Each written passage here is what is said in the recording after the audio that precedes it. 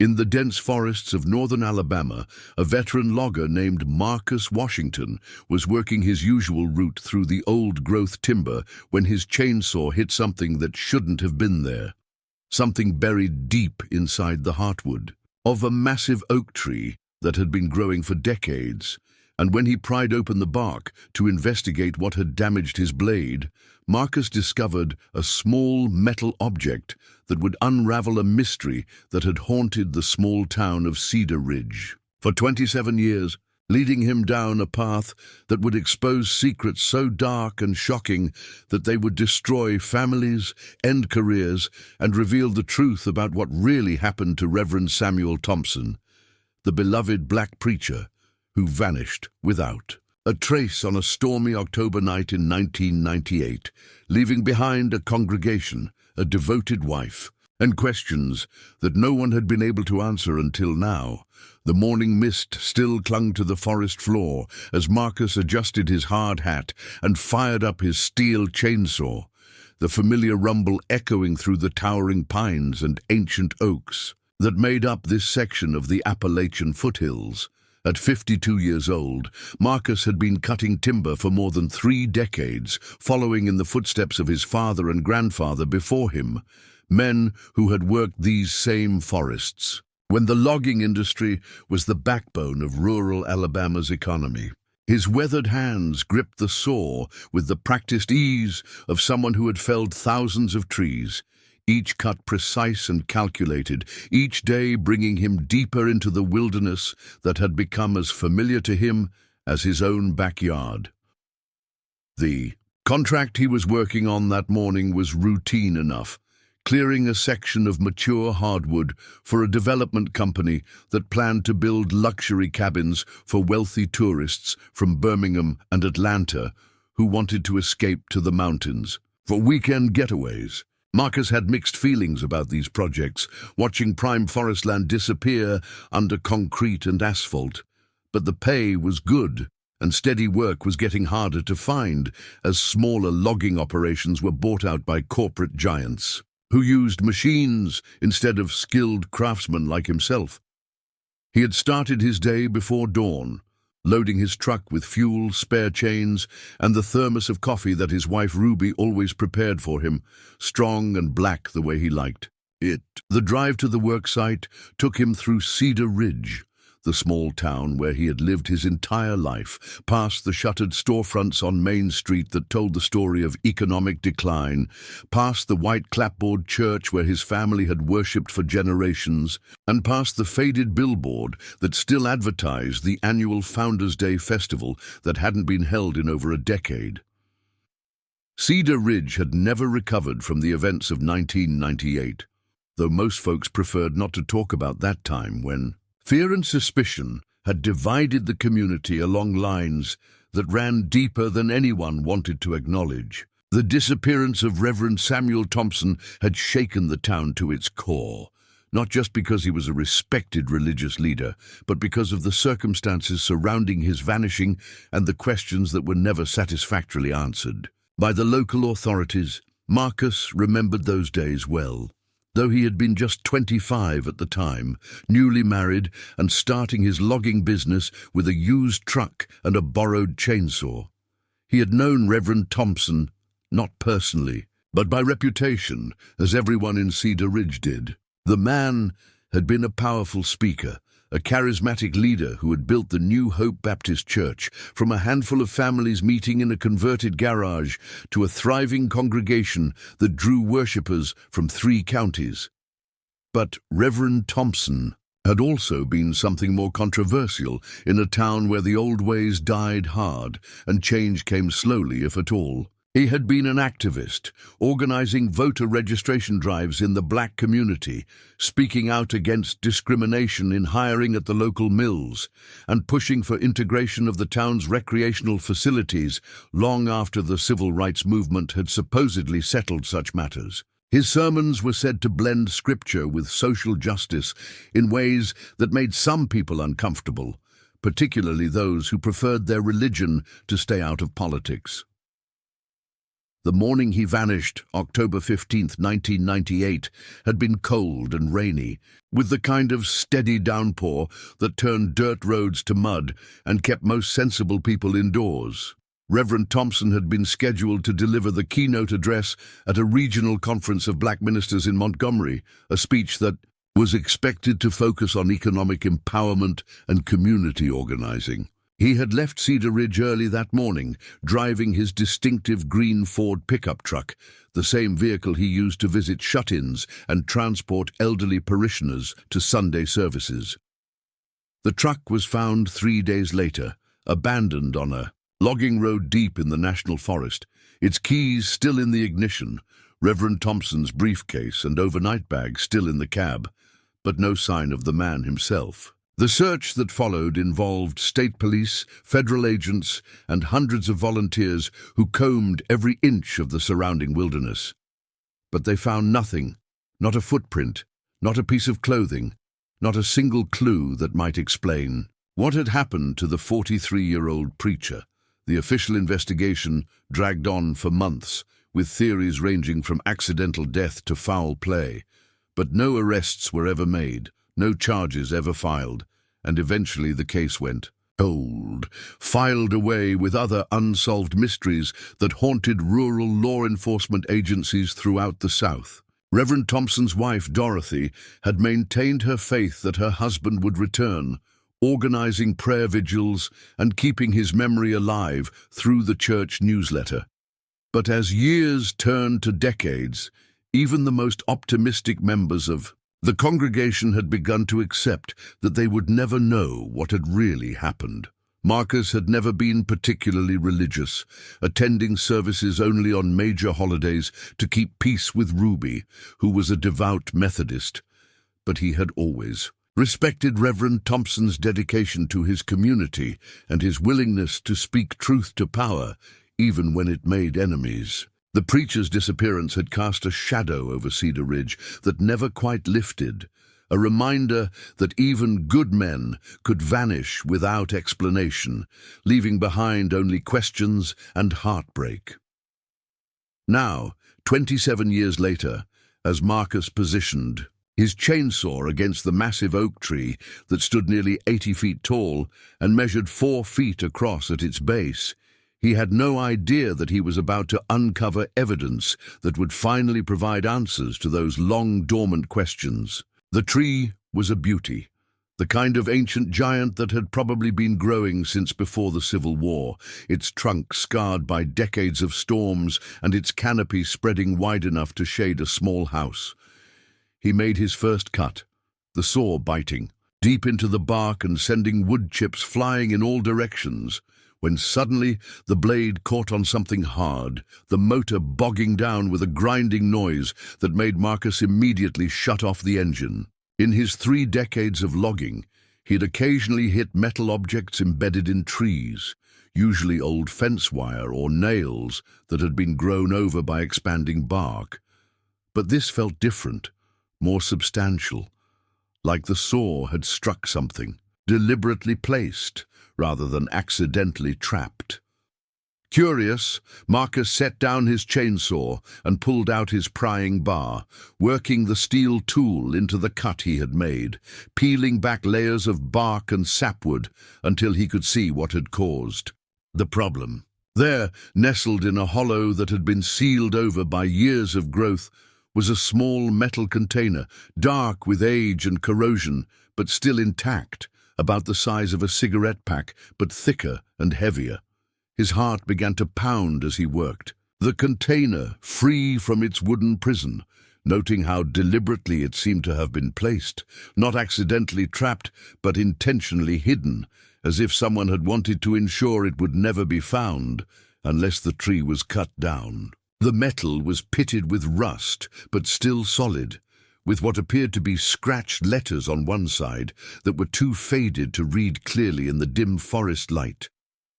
Marcus turned the container over in his calloused hands, feeling its weight and wondering what could be inside, when he noticed something else that made his blood run cold. Carved into the bark just above where the container had been hidden, almost completely grown over, but still faintly visible, were initials that he recognized: S.T. Samuel Thompson. The missing preacher's name sent a chill down Marcus's spine. As the implications of his discovery began to sink in, he glanced around the forest, suddenly aware of how isolated he was, how far from help, how quiet the woods had become, except for the distant call of a crow and the whisper of wind through the branches overhead. This tree stood less than 2 miles from where Reverend Thompson's abandoned truck had been found all those years ago, close enough that a man on foot could have reached it in half an hour, even in the dark and rain that had marked that October night in 1998. With trembling fingers, Marcus tried to open the container, but the latch was corroded shut, seized by decades of moisture and oxidation. He needed better tools, better light, and probably better judgment than to open what might be evidence in a decades-old disappearance case. But the weight of the object in his hands, the deliberate way it had been hidden, and the carved initials all pointed to one inescapable conclusion: this container held secrets that someone had gone to great lengths to conceal, secrets that might finally explain what had happened to Reverend Samuel Thompson on that stormy night 27 years ago. The forest around Marcus seemed to hold its breath as he made a decision that would change everything, not just for him, but for everyone. In Cedar Ridge, who had lived with unanswered questions for more than a quarter-century, he wrapped the container carefully in an old shop rag and headed back toward his truck, knowing that whatever was inside that rusted metal box was about to shatter the quiet peace that had settled over his hometown like a burial shroud, revealing truths that some people had probably hoped would stay buried forever beneath the growing rings of an ancient oak tree.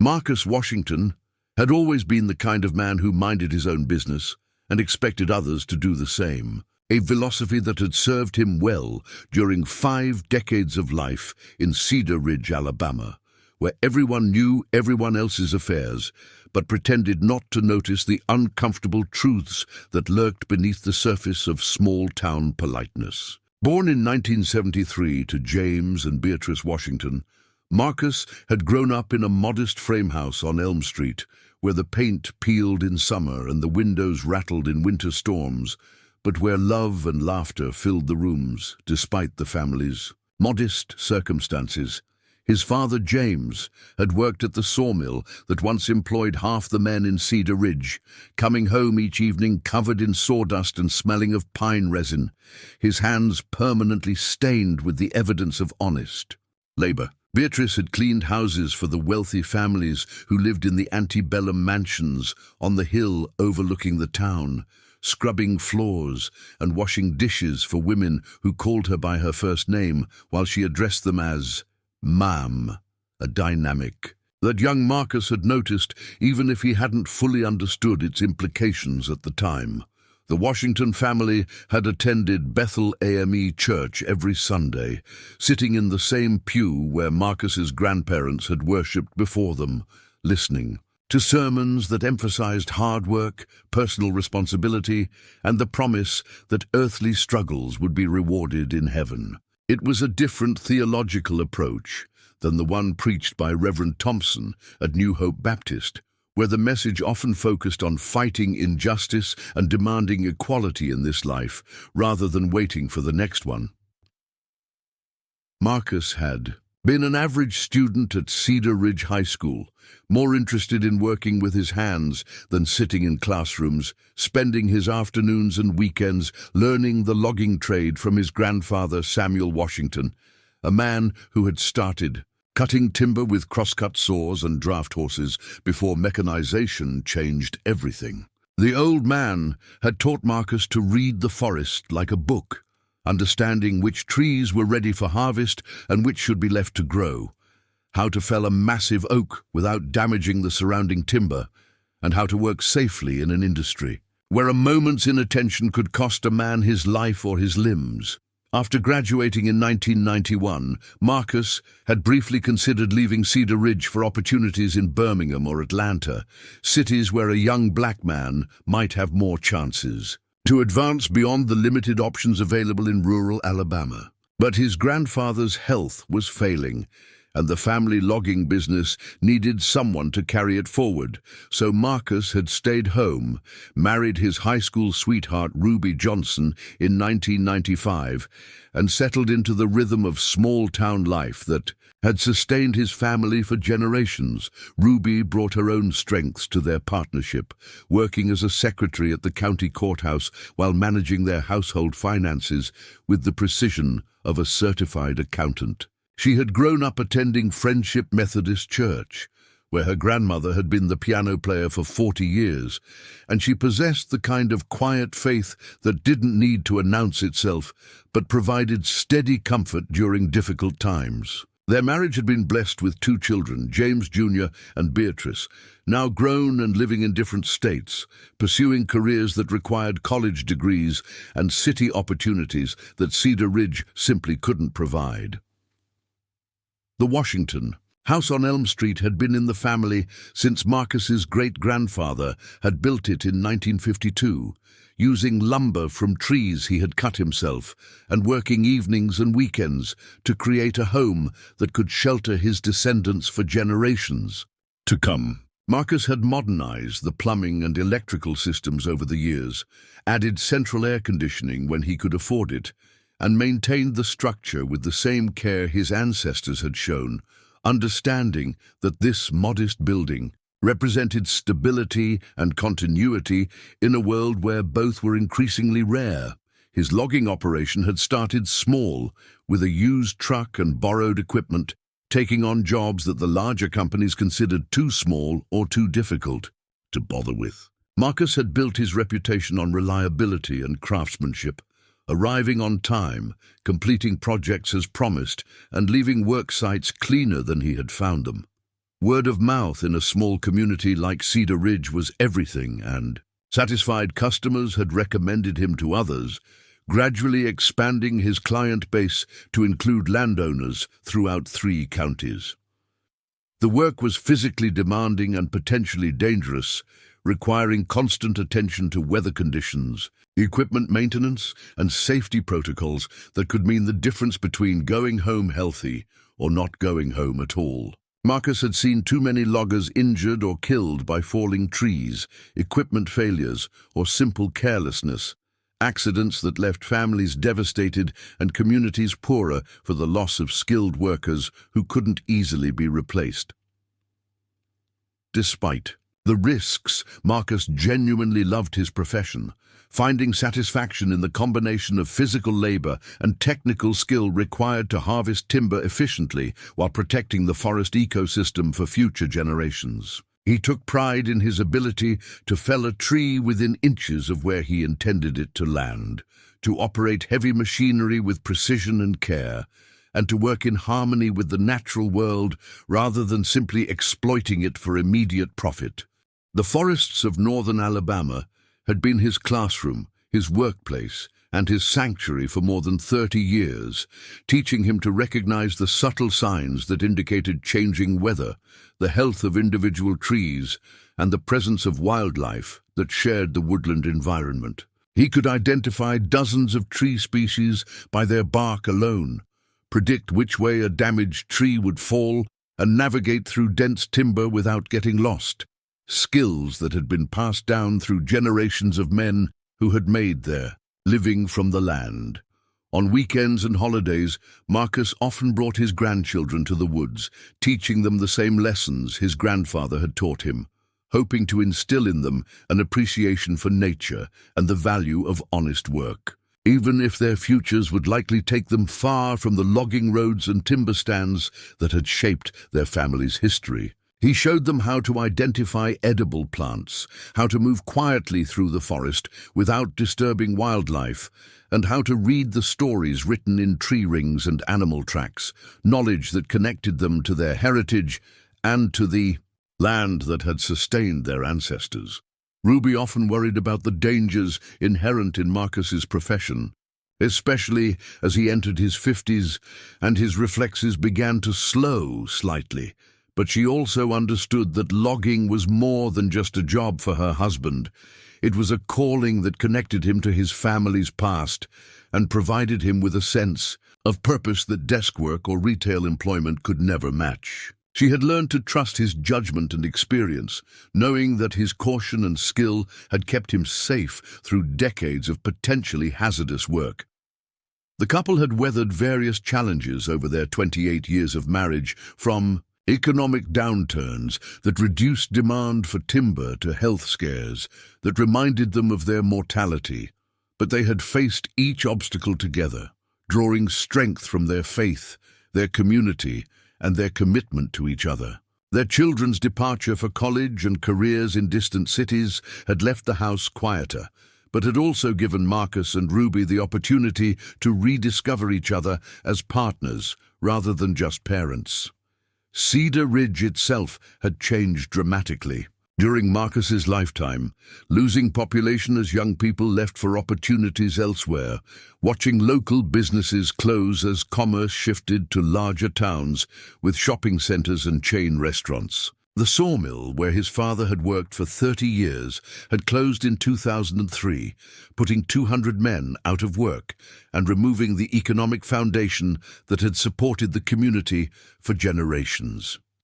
Main Street now consisted largely of empty storefronts and struggling businesses that catered primarily to elderly residents who had nowhere else to go. The racial dynamics that had once defined much of Southern life had evolved considerably since Marcus's childhood.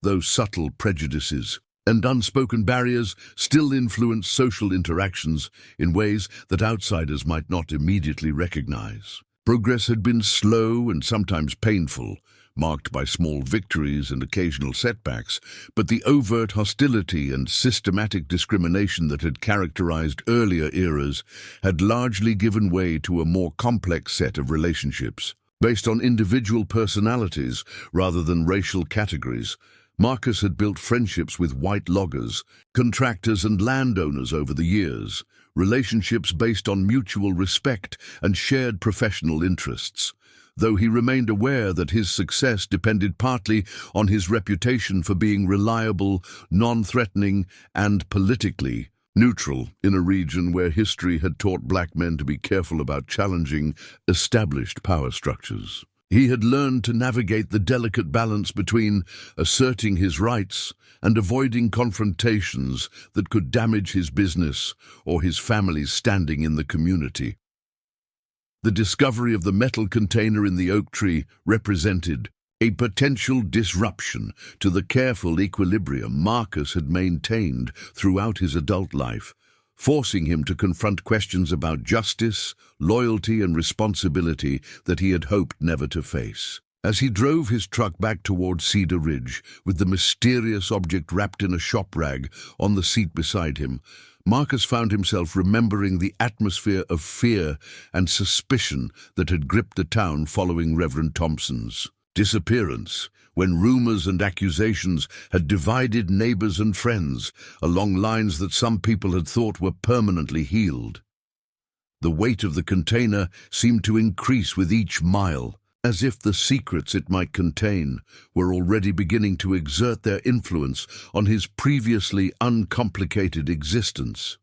drawing him into a web of ancient mysteries and contemporary consequences that would test everything he believed about his community, his neighbors, and himself. The drive back to Cedar Ridge had never felt longer as Marcus navigated the familiar winding roads that connected the logging sites to the main highway, his eyes constantly drifting to the wrapped metal container on the passenger seat beside him, its presence seeming to radiate an almost physical heat despite the cool morning air that flowed through his truck's open windows. The weight of discovery pressed down on him like the humidity that clung to these Alabama hills during summer months, making every decision feel momentous and every mile stretch like an eternity as he wrestled with questions that had no easy answers. His first instinct had been to drive straight to the Cedar Ridge Police Department, a modest brick building on Court Street that housed 3 full-time officers and a part-time dispatcher. But something held him back from that immediate course of action, perhaps the memory of how inadequately the local authorities had handled Reverend Thompson's disappearance 27 years earlier, or maybe just the ingrained caution of a man who had learned that hasty decisions often led to unintended consequences. The police chief in 1998 had been Buck Morrison, a heavy-set man with a red face and a reputation for drinking too much beer at the American Legion Post, whose investigation had seemed more focused on containing rumors than uncovering facts, and whose retirement 3 years later had coincided suspiciously with whispered allegations about evidence that had mysteriously disappeared from the department's property room. Instead of heading directly to the police station, Marcus found himself turning onto Maple Avenue, driving past the neat rows of modest houses where working-class families had raised their children for generations, until he reached the small frame house where Dorothy Thompson still lived. 27. Years after her husband's disappearance had shattered her world and left her to raise their teenage daughter alone. The house looked much the same as it had in 1998, though the white paint had faded to grey in places and the front porch sagged slightly under the weight of too many harsh winters. But Dorothy had maintained the flower beds that Samuel had planted, keeping alive the roses and daffodils that bloomed each spring as a testament to love that transcended death and absence. Marcus sat in his truck for several minutes, engine idling, watching the house for signs of movement while debating whether to knock on the door and share his discovery with the woman who had suffered most from the mystery he might now be able to solve. Dorothy Thompson was 71 years old now, her hair silver white and her movements slower than they had been when she was the energetic First Lady of New Hope Baptist Church. But her faith remained unshaken despite decades of unanswered prayers and unfulfilled hopes for her husband's return. She deserved to know what Marcus had found, deserved to have her questions finally answered after nearly 3 decades of uncertainty. But he also feared that the truth might prove more devastating than ignorance, especially if the contents of the metal container confirmed the darkest suspicions that had circulated through Cedar Ridge's black community in the months following Samuel's disappearance. The decision was taken from him when Dorothy emerged from her house to collect the morning mail, moving carefully down the front steps while gripping the handrail that Samuel had installed during the early years of their marriage, when they had expected to grow old together in this modest home that had sheltered their hopes and dreams. She noticed Marcus's truck immediately, as anyone would in a neighborhood where strangers were rare and familiar vehicles were catalogued in the mental databases that small-town residents maintained without conscious effort, and she waved with the automatic courtesy that Southern women of her generation extended to everyone, regardless of their personal feelings or circumstances. Marcus felt compelled to return her greeting, rolling down his window and calling out a hello that seemed to echo in the quiet residential street, where children had once played hopscotch and jumped rope, but where now only elderly residents remained, their grandchildren grown and scattered, to distant cities where opportunities were more plentiful and the past carried less weight. Dorothy approached his truck with a smile that had grown more fragile over the years, but retained the warmth that had made her beloved by everyone who knew her, from the youngest Sunday school student to the oldest church elder who remembered when she had arrived in Cedar Ridge as a young bride full of plans for the future. Their conversation began with the mundane pleasantries that lubricated social interactions in small southern towns. Inquiries about health and family that conveyed genuine concern while respecting the boundaries that prevented casual acquaintances from prying too deeply into personal affairs. Dorothy asked about Ruby and the grandchildren, mentioned that she had heard Marcus was working on a big logging contract north of town, and commented on the unseasonably cool weather that had farmers worried about their fall crops and gardeners rushing to harvest the last tomatoes before the first frost arrived earlier than expected. Marcus found himself studying Dorothy's face as they talked, noting the lines that grief and time had etched around her eyes, the way her hands trembled slightly when she gestured, the careful way she chose her words, as if she had learned that speaking carelessly could lead to misunderstandings that caused unnecessary pain. He wondered how she would react to learning that her husband's fate might finally be revealed, whether the knowledge would bring peace or open wounds that had never properly healed, whether truth was always preferable to uncertainty, or if some mysteries were better left unsolved. The weight of the metal container seemed to increase as their conversation continued, its presence on the truck seat beside him feeling like a betrayal of Dorothy's trust, a secret that created an invisible barrier between them, even as they discussed trivial matters with the easy familiarity of people who had shared the same community for decades. Marcus realized that he was studying her reactions, searching for clues about her emotional resilience and her capacity to handle devastating news, trying to gauge whether revealing his discovery would help or harm a woman who had already endured more than her share of suffering. When Dorothy mentioned that she was planning to attend the annual memorial service that New Hope Baptist Church held every October 15th to commemorate Samuel's disappearance, Marcus felt a chill run down his spine as he calculated that this year's service was only 3 weeks away, meaning that his discovery had come at a time when the community's attention would naturally turn to questions that had been dormant for months. The timing seemed too significant to be coincidental, as if the oak tree had deliberately released its secret just when the truth could have maximum impact on people who had learned to live with uncertainty but had never truly accepted it.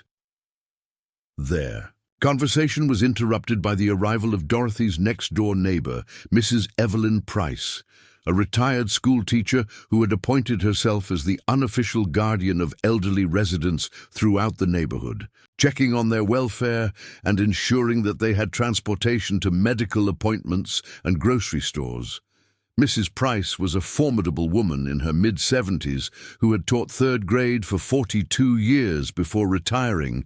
and whose sharp eyes missed nothing that happened on Maple Avenue, from suspicious vehicles to unusual visitors to changes in daily routines that might indicate problems requiring intervention. She approached Marcus's truck with the confident stride of someone accustomed to authority, her silver hair perfectly styled despite the early hour, her clothing pressed and coordinated in a way that suggested military precision in her personal habits.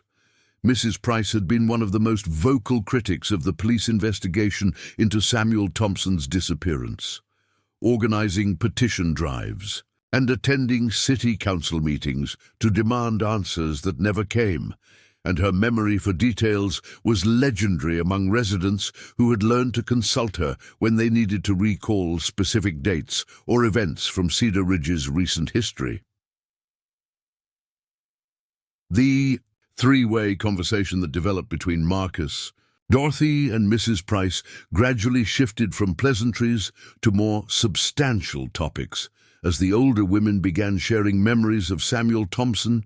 and speculating about what might have happened to him, theories that ranged from accidental death in the wilderness to deliberate murder motivated by his civil rights activism. Marcus found himself listening intently to details he had never heard before. Stories about threatening phone calls that Samuel had received in the weeks before his disappearance, about mysterious vehicles that had been seen following him as he made his pastoral visits, about meetings with federal agents who had questioned him about voting irregularities in the previous election. Mrs. Price revealed that she had kept detailed records of everything unusual that had happened in Cedar Ridge during the months surrounding Samuel's disappearance, including license plate numbers of unfamiliar vehicles, names of out-of-town visitors who had asked questions about the preacher, and dates when various incidents had occurred that might have been connected to the case. Her records, she claimed, had been ignored by local police and dismissed by state investigators, who seemed more interested in closing the case quickly than in uncovering uncomfortable truths about racial tensions in rural Alabama communities. As the conversation continued, Marcus began to understand that Samuel Thompson's disappearance had been far more complex than he had realized at the time, involving political dimensions and potential conspiracies that had been carefully concealed from public view by authorities, who preferred simple explanations to complicated investigations that might embarrass prominent citizens or reveal systematic corruption. The metal container in his truck seemed to grow heavier as he listened to theories about what had really happened on that stormy October night in 1998, when a respected religious leader had vanished without a trace, leaving behind questions that had haunted his community for nearly 3 decades. The morning sun climbed higher as the three of them talked, casting longer shadows across Maple Avenue and warming the air enough that Marcus began to feel perspiration gathering under his work shirt, though he wasn't sure whether the heat came from the weather or from the stress of carrying knowledge that could shatter the careful equilibrium that Cedar Ridge had maintained since Samuel Thompson's disappearance had faded from headlines and memory. The decision about what to do with his discovery was becoming more complicated with every revelation, as Marcus realized that opening the metal container might unleash forces that would affect everyone in their small community, not just the immediate family of the missing preacher.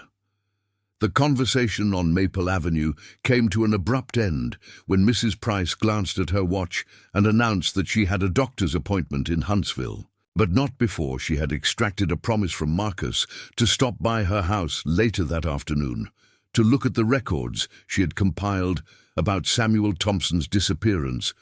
records that she claimed contained information that might surprise him about the level of outside interest in the preacher's activities during the months before he vanished. Dorothy had also excused herself, mentioning that she needed to prepare for her weekly visit to the nursing home, where she volunteered to read to residents who could no longer manage books and newspapers on their own. But Marcus noticed something different in her manner as she said goodbye, a heightened alertness that suggested his unexpected visit had stirred memories and emotions that had been carefully buried beneath the routine of daily survival.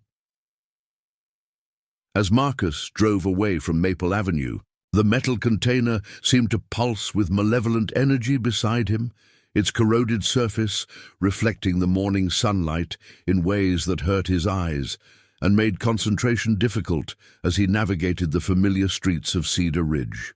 Noting changes that had occurred so gradually, he had barely registered them until this moment of heightened awareness made everything appear significant and potentially threatening. The town looked different somehow, as if his discovery in the oak tree had altered his perception of ordinary buildings and everyday activities, transforming innocent details into potential clues about secrets that had been hidden for 27 years. He found himself driving more slowly than usual, studying the faces of pedestrians he had known for decades, wondering which of his neighbors might possess knowledge about Samuel Thompson's fate that they had never shared with investigators or family members, and whether the careful silence that had settled over Cedar Ridge following the preacher's disappearance had been motivated by fear, guilt, or simple self-preservation instincts that taught people in small towns to avoid involvement in matters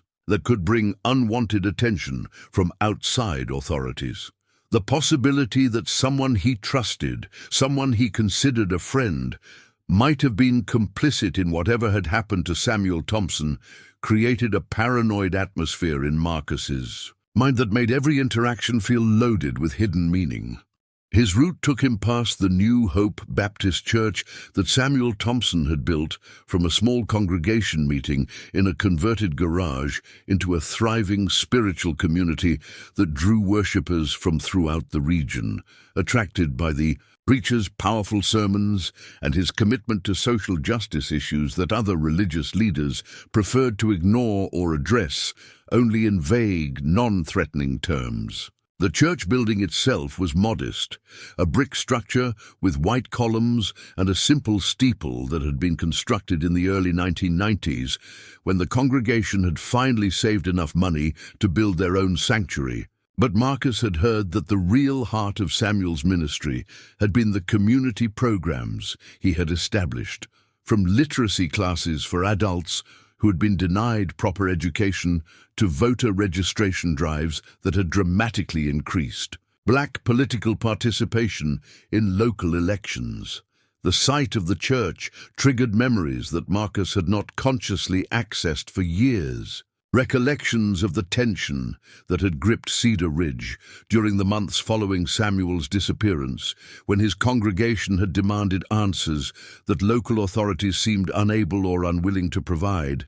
and when the black community had organized its own search efforts after official investigations had been scaled back and eventually abandoned. He remembered angry meetings at the church where speakers had accused the police of deliberately sabotaging the investigation, memorial services that had taken on the atmosphere of political rallies, and the gradual exodus of young black families, who had concluded that Cedar Ridge would never be safe for people who challenged the established order or demanded equal treatment under the law.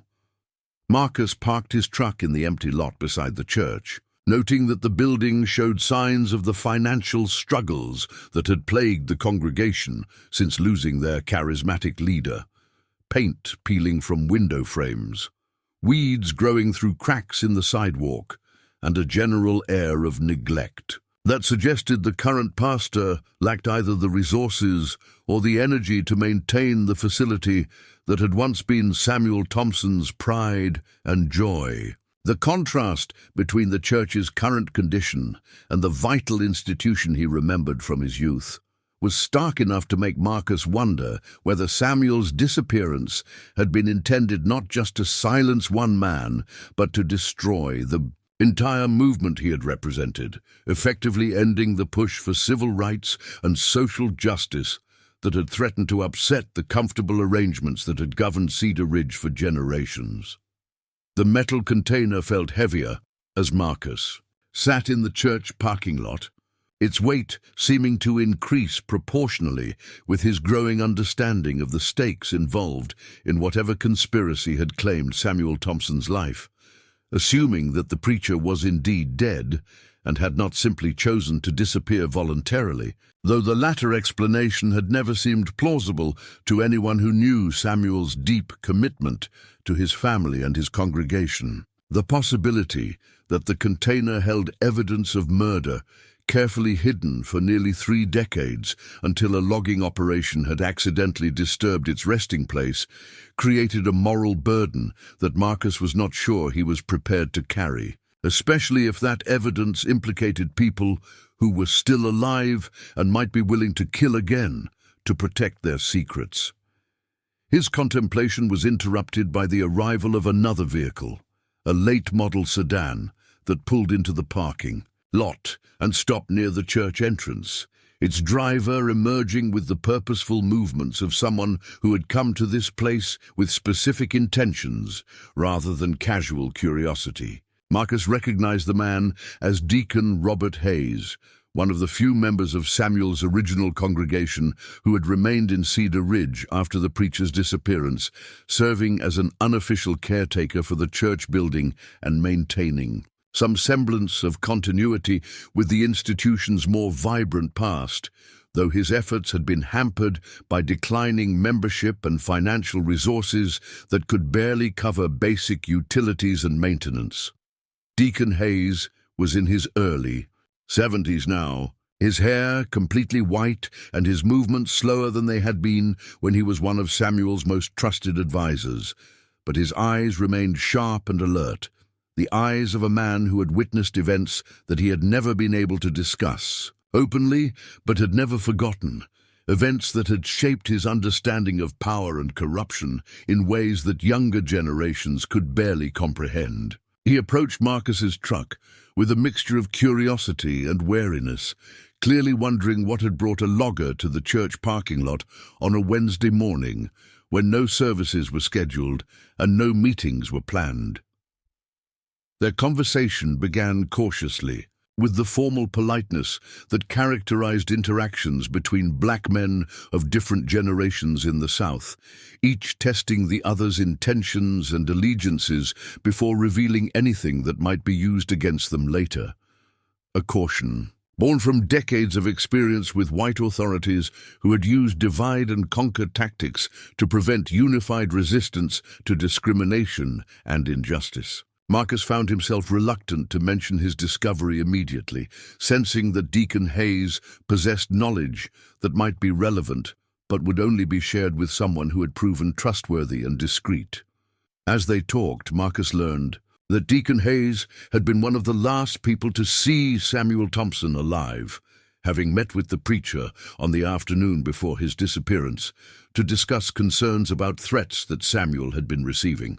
Warnings that seemed to be escalating in frequency and intensity as the date for his Montgomery speech approached. The deacon revealed that Samuel had been worried enough about his safety to ask the congregation's board of trustees to consider hiring security for church events,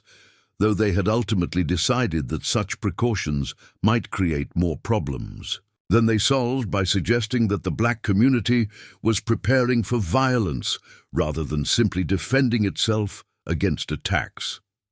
The details that Deacon Hayes shared painted a picture of Samuel Thompson as a man who had been fully aware of the dangers his activism created, but who had remained committed to his mission despite mounting pressure from both overt enemies and supposed allies who urged him to moderate his message and avoid confrontations that might provoke retaliation. The preacher had apparently received phone calls warning him to cancel his Montgomery speech, had found his car vandalized on multiple occasions, and had been followed by vehicles whose occupants made no effort to conceal their surveillance, creating an atmosphere of intimidation that had affected not just Samuel, but his entire family and congregation. Marcus felt his pulse quicken as he listened to these revelations, understanding that they provided context that made his discovery in the oak tree even more significant, potentially connecting the hidden container to a broader pattern of threats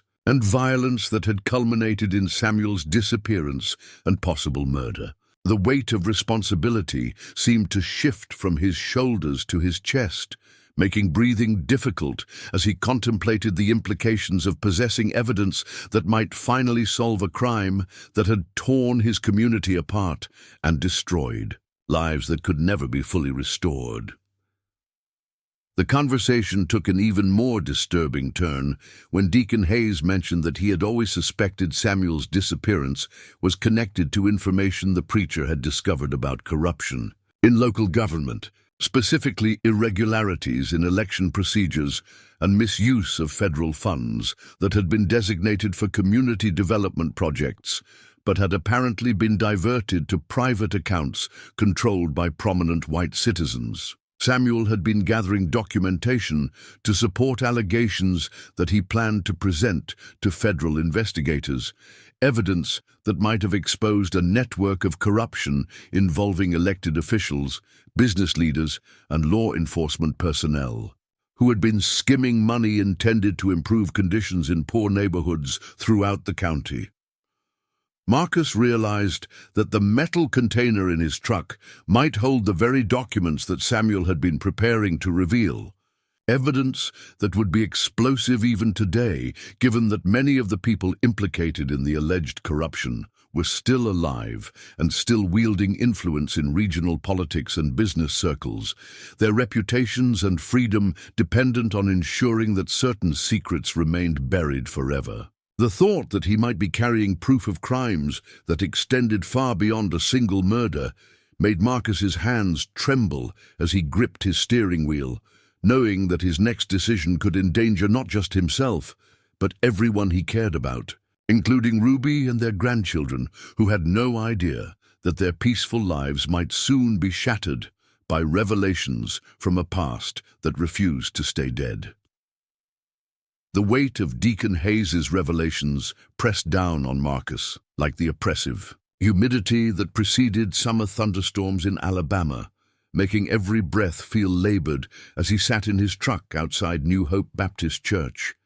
the metal container beside him seeming to radiate heat despite the cool morning air that drifted through his open windows. He knew that he could no longer delay the inevitable confrontation with whatever secrets lay hidden within that corroded metal box, but he also understood that opening it would irrevocably change his life and the lives of everyone connected to Samuel Thompson's disappearance, setting in motion a chain of events that might prove impossible to control or contain.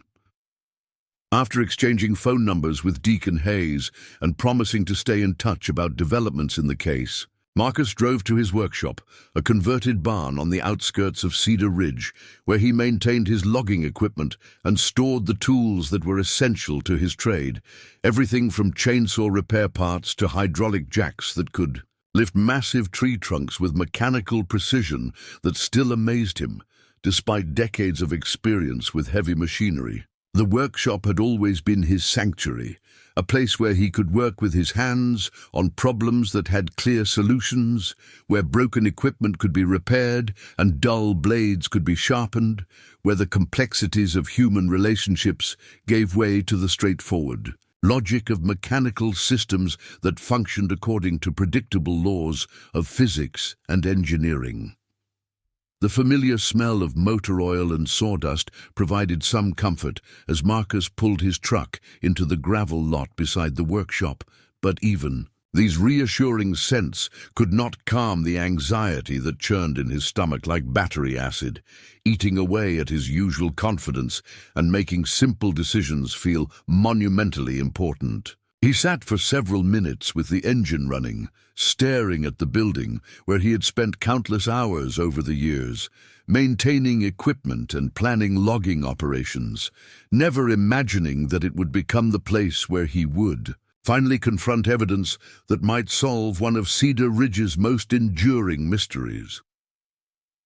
Inside the workshop, Marcus cleared a space on his workbench, pushing aside carburetor parts and socket wrenches to create room for the metal container that had transformed from an interesting discovery into a burden that seemed to grow heavier with each passing hour. The fluorescent lights overhead hummed with electrical energy that seemed to echo the nervous tension in his body as he carefully unwrapped the container from the shop rag where it had been hidden during his conversations with Dorothy Thompson and Deacon Hayes, both of whom deserved to know what he had found, but who might be devastated by whatever truths were about to be revealed. The container measured approximately 4 inches by 6 inches and was roughly 2 inches thick, constructed from what appeared to be stainless steel that had resisted complete corrosion, despite decades of exposure to moisture and organic acids from the tree that had concealed it,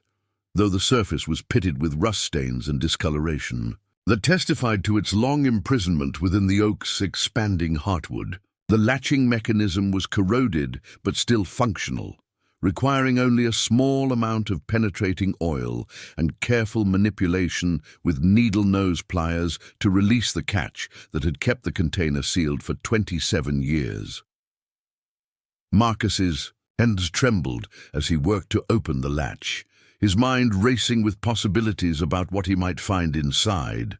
ranging from documents that would expose corruption to personal effects that would provide closure for Samuel's family to evidence that would implicate people who were still alive and potentially dangerous to anyone who threatened their secrets. The metal gave way with a small click that seemed unnaturally loud in the quiet workshop, where the only other sounds were the hum of fluorescent lights and the distant rumble of traffic on the highway that connected Cedar Ridge to larger towns, where anonymity might provide protection from the consequences of possessing explosive information.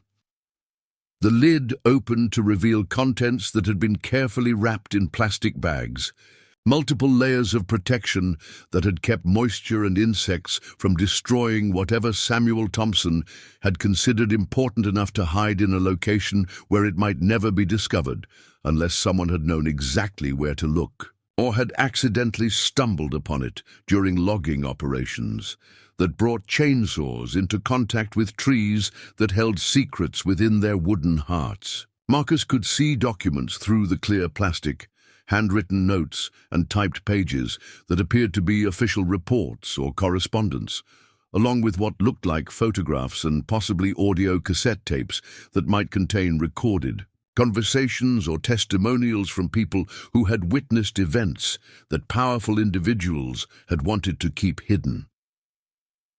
The first document that Marcus extracted from the container was a handwritten letter addressed to Dorothy Thompson, dated October 14th, 1998, the day before Samuel's disappearance, written in the preacher's distinctive handwriting that Marcus recognized from church bulletins and community announcements that had been posted throughout Cedar Ridge during the 1990s.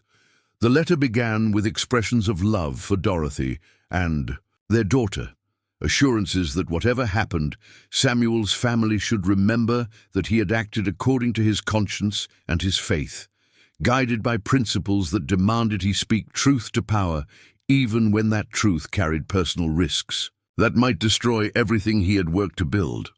The letter continued with specific instructions about documents that Samuel had hidden in various locations, creating a network of evidence caches that would ensure his discoveries could not be suppressed even if something happened to him, a precaution that demonstrated his awareness that his investigation into local corruption had made him a target for people who had both the motive and the means to silence him permanently. Samuel had apparently anticipated his own disappearance or death, taking steps to preserve evidence that he hoped would eventually expose the conspiracy he had uncovered, even if he was not alive to present it personally to federal investigators, who might be willing to prosecute crimes that local authorities had chosen to ignore. Among the documents were photocopies of bank records that showed suspicious transfers of federal funds intended for community development projects, money that had been diverted from legitimate purposes to accounts controlled by a network of local officials and business leaders who had been systematically stealing resources that were supposed to improve housing, education, and economic opportunities in predominantly black neighborhoods throughout the county. The amounts involved were substantial, totaling hundreds of thousands of dollars over several years, representing a level of corruption that would have destroyed careers and sent people to federal prison if the evidence had ever been presented to prosecutors who were not themselves compromised by the same networks of influence and intimidation.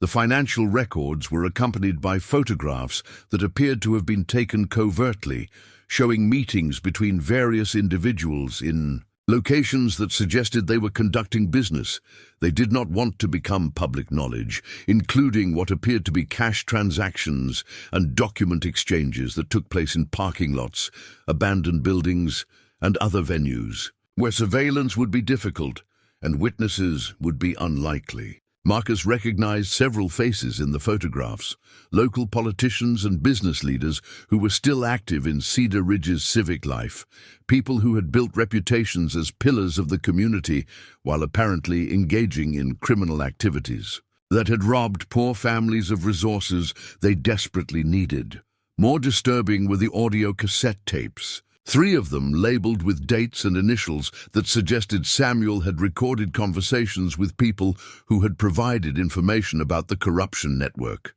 possibly individuals who had participated in the schemes but had grown uncomfortable with their criminal activities or had been threatened with exposure if they did not cooperate with Samuel's investigation. Marcus realized that these tapes might contain the voices of people who were still alive, people who might be willing to kill to prevent their recorded confessions from becoming public knowledge, making the cassettes potentially more dangerous than the financial documents that provided evidence of past crimes but did not necessarily implicate current conspirators. The final item in the container was a sealed envelope marked "For Federal Investigators Only," containing what appeared to be a summary document that tied together all the evidence Samuel had gathered, presenting it in a coherent narrative that would allow prosecutors to understand the scope and significance of the corruption he had uncovered. Marcus did not open this envelope, understanding intuitively that its contents were too sensitive for him to review without legal protection and professional guidance, but he could see through the paper that it contained multiple pages of typed text along with what appeared to be additional photographs and possibly maps or diagrams that would help investigators understand the geographic and organizational structure of the criminal network. As Marcus sat in his workshop, surrounded by evidence that could destroy lives and reshape the political landscape of rural Alabama, he felt the full weight of responsibility that came with possessing information that powerful people had killed to suppress, understanding that his next decisions would determine not only his own fate, but the fate of everyone who had been affected by Samuel Thompson's disappearance and the conspiracy that had claimed his life. The truth that he had sought in the forest that morning had found him instead, drawing him into a web of corruption and violence that stretched back nearly 3 decades and forward into a future that suddenly seemed fraught with danger and uncertainty. The workshop that had always been his refuge now felt like a trap, its familiar tools and equipment transformed into potential weapons that could be used against him if the wrong people learned what he had discovered. While the documents spread across his workbench represented both the key to justice for Samuel Thompson and a death sentence for anyone who tried to use them without adequate protection from authorities who might themselves be compromised by the same networks of corruption that had operated with impunity for decades. The afternoon shadows were growing longer when Marcus heard the crunch of gravel in his workshop driveway.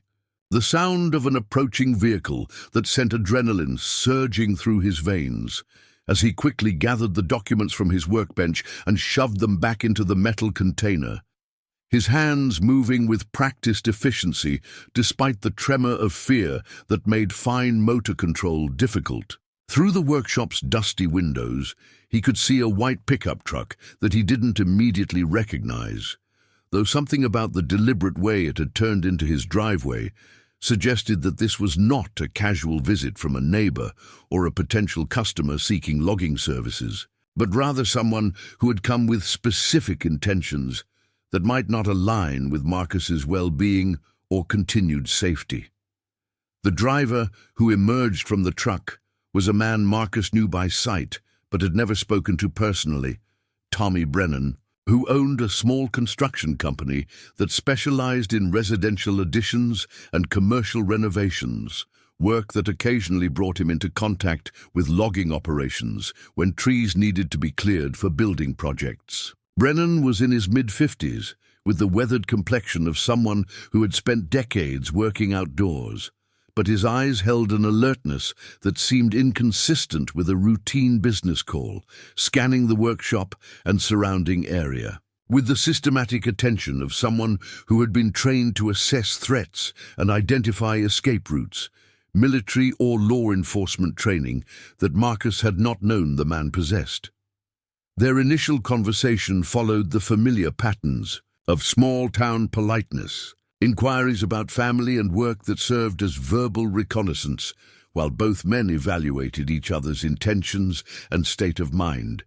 But Marcus detected an undercurrent of tension in Brennan's manner that suggested he had not come to discuss construction projects or logging contracts. The contractor's questions seemed designed to determine whether Marcus was alone in the workshop, whether he had any scheduled appointments or expected visitors, and whether anyone knew his current location. Inquiries that could be interpreted as either cautious friendliness or preliminary intelligence gathering for more sinister purposes. Brennan mentioned that he had heard Marcus was working on a big logging contract north of town, information that was accurate but not widely known, suggesting that someone had been monitoring Marcus's activities or that the contractor had sources of information that extended beyond casual conversation and community gossip. The specificity of Brennan's knowledge about Marcus's work schedule and location created a paranoid atmosphere that made every innocent comment seem loaded with hidden meaning, transforming routine small talk into a psychological chess match, where both players were trying to determine their opponent's knowledge and intentions without revealing their own vulnerabilities. As they talked, Marcus became increasingly aware of the weight of the metal container in his jacket pocket, where he had hastily concealed it when he heard the approaching vehicle, and he found himself unconsciously adjusting his posture to minimize the bulge that might reveal the presence of evidence that powerful people had apparently killed to suppress. The physical burden of carrying Samuel Thompson's hidden documents seemed to alter his body language in ways that might be detectable to someone who knew what to look for, creating additional anxiety about whether his nervousness was visible to a visitor whose motives remained unclear and potentially threatening. Brennan's conversation gradually shifted toward questions about Marcus's morning activities, specifically whether he had encountered anything unusual while working in the forest. Queries that could be interpreted as casual interest in logging operations or as fishing expeditions designed to determine whether Marcus had made discoveries that might threaten established interests in Cedar Ridge. The contractor's knowledge of Marcus's work location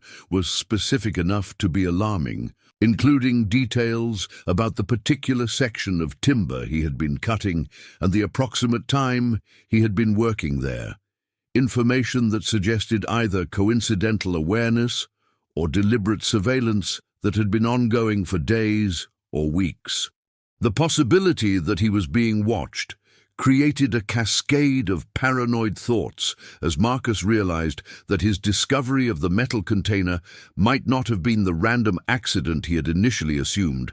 but rather the result of deliberate manipulation by people who knew exactly where Samuel Thompson had hidden his evidence and had been waiting for the right opportunity to retrieve it without exposing themselves to suspicion or legal consequences. The timing of the logging contract, the specific trees he had been assigned to cut, and even his selection for the job might have been orchestrated by individuals who needed the evidence recovered but wanted to maintain plausible deniability about their involvement in the original crimes or the subsequent cover-up. Brennan's visit was interrupted by a phone call that he answered with obvious reluctance, speaking in monosyllables that revealed nothing about the conversation's content, but suggested that he was receiving instructions or updates from someone whose authority he did not question, possibly a superior in whatever organization had sent him to investigate Marcus's activities. The one-sided conversation lasted only a few minutes, but Marcus observed subtle changes in Brennan's demeanor afterward, increased tension and urgency that suggested his mission had become more pressing or that new information had altered the stakes involved in whatever operation was unfolding around Samuel Thompson's hidden evidence. When the call ended, Brennan's approach became more direct and aggressive,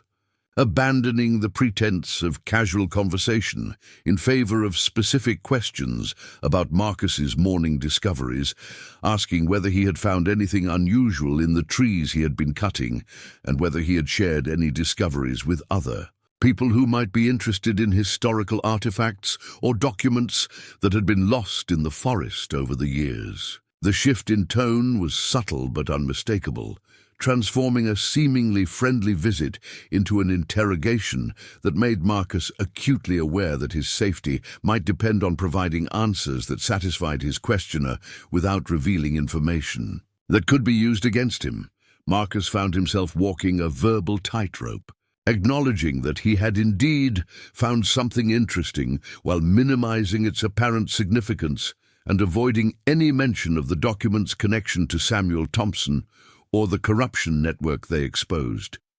A delicate balance that required constant attention to Brennan's reactions and careful modulation of his own responses to avoid triggering suspicions that might escalate the encounter into open confrontation. The contractor's body language suggested military or police training, controlled movements, and situational awareness that indicated he was prepared for violence if negotiation and intimidation proved insufficient to achieve his objectives.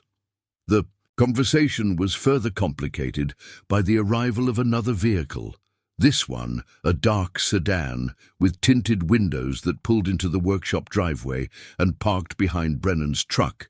effectively blocking Marcus's primary escape route and creating a tactical situation that favored his visitors rather than his own safety and mobility. The sedan's occupants remained inside their vehicle, but Marcus could see movement behind the dark glass that suggested at least two people were monitoring the situation and prepared to intervene if Brennan's diplomatic approach failed to produce the desired results, escalating what had begun as a casual visit into what appeared to be a coordinated operation involving multiple participants with clearly defined roles and objectives.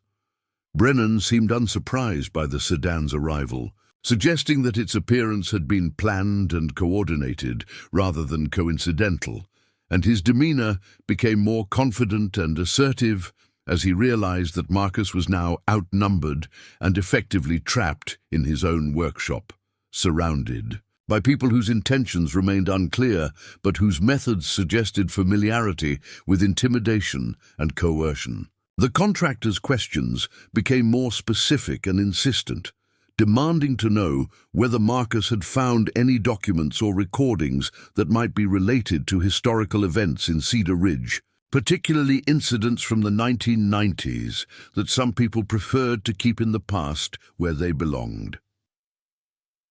The pressure intensified when Brennan mentioned that certain influential people in the community had heard rumors about Marcus's mourning activities and were concerned that misunderstandings might develop if sensitive historical materials were misinterpreted by people who lacked the proper context to understand their significance. A warning disguised as helpful advice, but clearly intended to communicate that powerful individuals were aware of Marcus's discovery and prepared to take action to protect their interests. The contractor emphasized that cooperation would be appreciated and rewarded, while resistance or attempts to involve outside authorities might lead to complications that could affect not only Marcus, but also his family members who lived in the same community and depended on the goodwill of their neighbors for their safety and prosperity.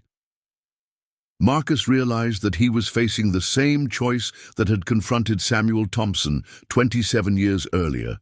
the decision between personal safety and moral obligation, between protecting his family and exposing crimes that had destroyed other families, between accepting the comfortable silence that had settled over Cedar Ridge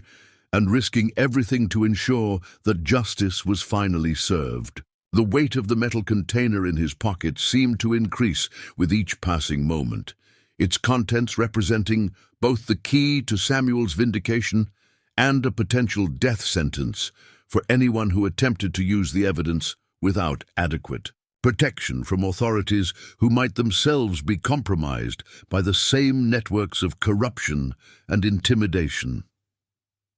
The standoff in the workshop continued as afternoon faded toward evening, with Brennan maintaining his facade of friendly concern, while making increasingly explicit threats about the consequences of uncooperative behavior, and with the sedan's occupants remaining ready to escalate their involvement if psychological pressure proved insufficient to secure Marcus's compliance with demands that he surrender whatever materials he had discovered and forget that the morning's events had ever occurred. A solution that would preserve the status quo, but would also ensure that Samuel Thompson's sacrifice had been meaningless and that his killers would never face justice for their crimes.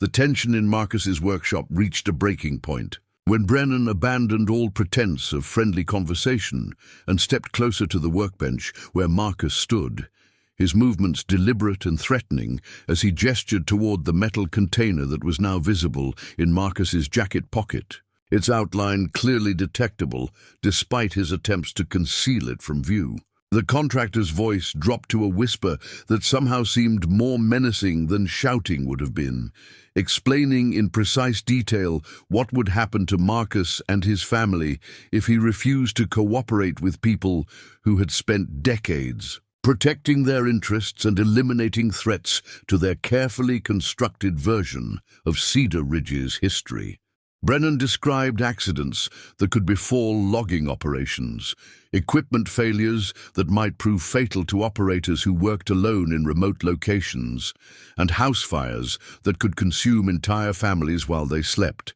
painting a picture of consequences that would appear natural and unavoidable to investigators who lacked the motivation or resources to look beyond surface explanations for tragic events. The contractor's familiarity with these scenarios suggested that he was not making idle threats, but drawing on actual experience with similar situations, possibly including Samuel Thompson's disappearance and other incidents that had been carefully orchestrated to appear accidental, while eliminating people who posed problems for the corruption network that controlled significant aspects of life in rural Alabama. The psychological pressure intensified when one of the sedan's occupants finally emerged from the vehicle. A woman in her 50s, with the bearing of someone accustomed to authority and the cold eyes of someone who had made difficult decisions without allowing emotion to interfere with practical necessities. Marcus recognized her as Janet Holbrook, who served as assistant district attorney for the county and whose reputation for prosecutorial success had been built on her willingness to pursue cases that other attorneys avoided, though he now realized that her selectivity might have been motivated by loyalty to the same networks she was supposed to be investigating rather than by professional ethics or commitment to justice. Holbrook's presence transformed the encounter from intimidation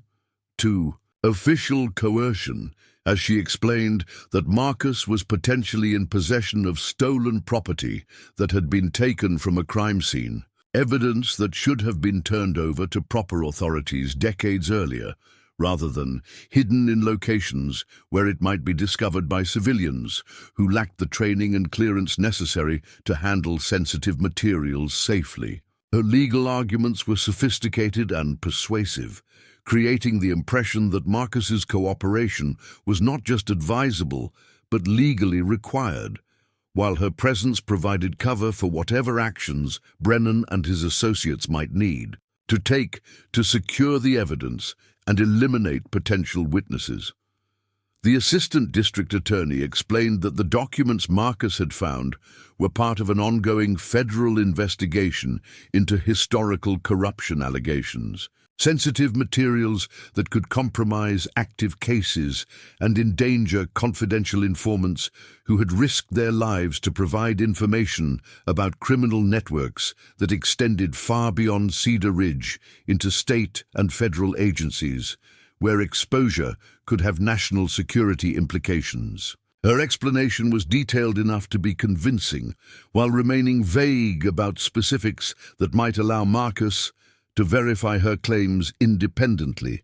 creating a narrative that justified immediate surrender of the evidence while discouraging attempts to seek confirmation from other sources. Marcus felt the walls of his workshop closing in around him as he realized that he was facing the same forces that had destroyed Samuel Thompson, people with the resources and connections necessary to make problems disappear while maintaining the appearance of legitimate authority and legal process. The weight of responsibility for Samuel's vindication pressed down on him like a physical burden, but the immediate threat to his own safety and that of his family created a more urgent pressure that demanded immediate response rather than careful consideration of long-term consequences and moral obligations. The standoff was broken by the unexpected arrival of Ruby Washington, who pulled into the workshop driveway in her Honda Civic and parked behind the sedan,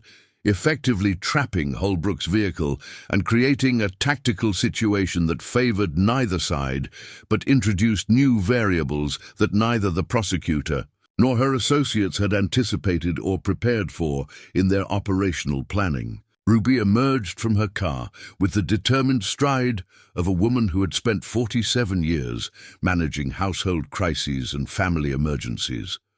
Her presence immediately altering the dynamic of the confrontation by introducing civilian witnesses and potential complications that professional operatives preferred to avoid. Marcus's wife announced that she had brought him lunch and expected him to take a break from whatever project was keeping him busy, her tone carrying the authority of a woman who had successfully managed a husband and 2 children through decades of challenges that required both patience and firmness in equal measure. Ruby's timing was either coincidental or divinely inspired, providing Marcus with an opportunity to think clearly about his options, while forcing his adversaries to reconsider their approach in light of unexpected complications that might require modified strategies or complete abandonment of their current operation. The presence of an innocent bystander created immediate problems for Holbrook and Brennan, who had planned to conduct their business quietly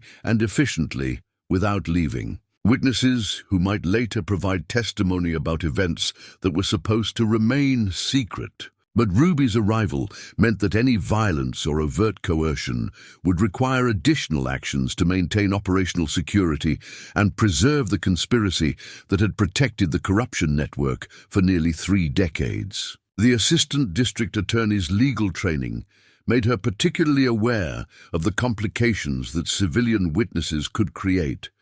while Brennan's military background emphasized the importance of controlling all variables in tactical situations, where success depended on maintaining surprise and eliminating opposition before it could organize effective resistance. Marcus seized the opportunity created by his wife's arrival to make a decision that would either save his life or seal his fate. Stepping away from the workbench and announcing loudly enough for Ruby to hear that he had found something interesting in the forest that morning and planned to take it to the state police for proper evaluation and investigation. His declaration was calculated to create witnesses and establish a public record of his intentions, making it more difficult for his adversaries to eliminate him without attracting attention from authorities who might not be compromised by the same networks that controlled local law enforcement agencies. The effect of Marcus's announcement was immediate and dramatic, as Holbrook and Brennan exchanged glances that communicated volumes about their assessment of the situation and their need to modify their approach in response to unexpected developments that threatened to expose their operation to scrutiny from agencies that might not be controlled by their associates. The Assistant District Attorney attempted to maintain her facade of legitimate authority, while signaling to Brennan that alternative measures might be necessary to secure the evidence and eliminate potential threats to their organization's continued operation. Ruby Washington's presence also provided Marcus with moral support and renewed determination to honor Samuel Thompson's sacrifice by ensuring that the evidence he had died to preserve would finally reach investigators who might be willing to pursue justice regardless of the political and economic consequences for powerful individuals who had built their careers on stolen money and covered-up crimes. The love and trust he saw in his wife's eyes reminded him that some things were more important than personal safety, that integrity and courage were values worth dying for if necessary, and that Samuel Thompson's family deserved to know the truth about what had happened to their husband and father, even if that truth destroyed the comfortable illusions that had allowed Cedar Ridge to pretend that justice had been served.